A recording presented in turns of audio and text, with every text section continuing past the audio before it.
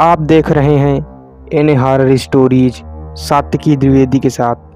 तो चलिए शुरू करते हैं आज की भूतिया कहानी। ये कहानी है रीमा नाम की लड़की की।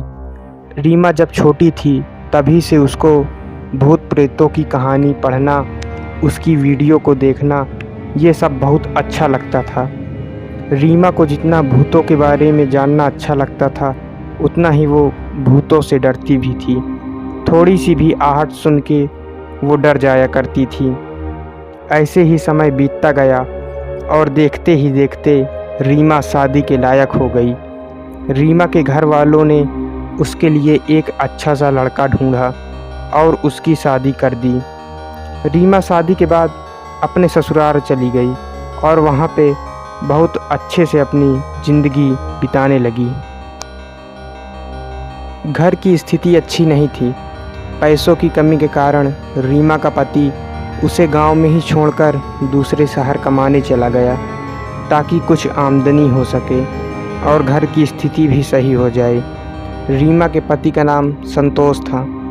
संतोष वहां काम करने लगा और शहर से पैसे गांव भेजने लगा। जब स्थिति सामान्य हुई तो एक दिन रीमा ने संतोष को कहा कि मुझे भी शहर घूमना है, मुझे अपने पास ले चलो। संतोष ने अपने घर वालों से बात की। सबने हाँ बोल दिया कि ठीक है, बहू भी कुछ समय शहर घूम लेगी।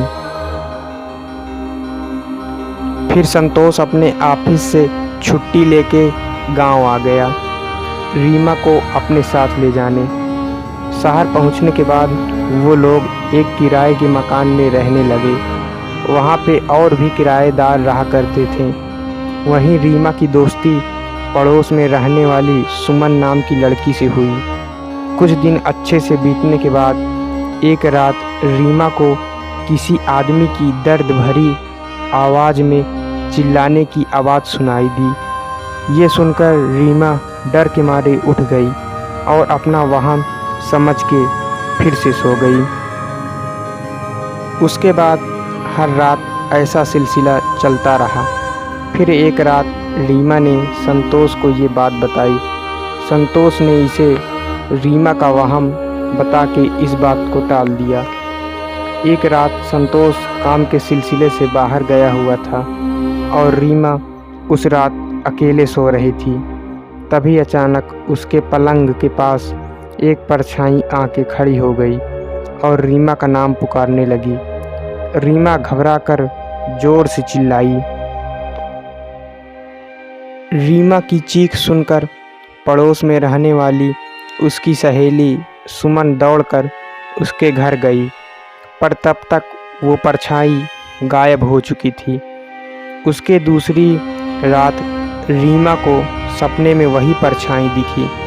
उस परछाई ने सपने में बताया कि उसकी अस्थियां इस कमरे के नीचे दफन हैं, उनको बाहर निकाल के उसे मुक्त करो। रीमा सपने से घबरा के उठ गई और ये बात अपने पति संतोष को बताई, पर संतोष ने इस बात को मानने से इनकार कर दिया और वापस से सो गया। दूसरे दिन जब संतोष अपने काम पे चला गया तब रीमा ने उस कमरे की खुदाई करना चालू कर दिया, पर उसे वहाँ पे एक बॉक्स मिला। रीमा ने जैसे ही उस बॉक्स को खोला, उसमें से तेज आवाज़ के साथ एक काला साया निकला। ज़मीन से निकला भूत और वो रीमा के शरीर में घुस गया। तभी से रीमा की ज़िंदगी बिल्कुल नर्क बन के रह गई। रीमा ने सबसे बात करना बंद कर दिया।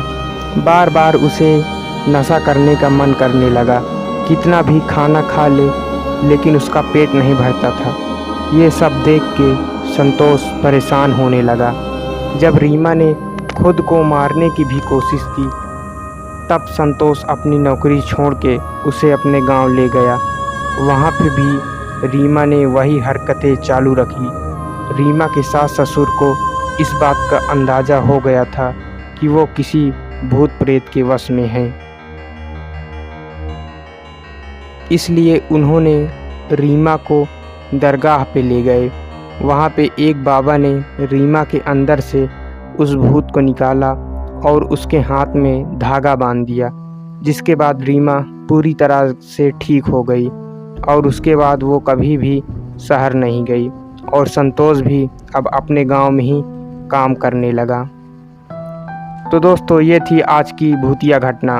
अगर वीडियो पसंद आया हो, कहानी अच्छी लगी हो, तो वीडियो को लाइक और चैनल को सब्सक्राइब कर दीजिएगा। मिलते हैं अगली भूतिया घटना में। धन्यवाद।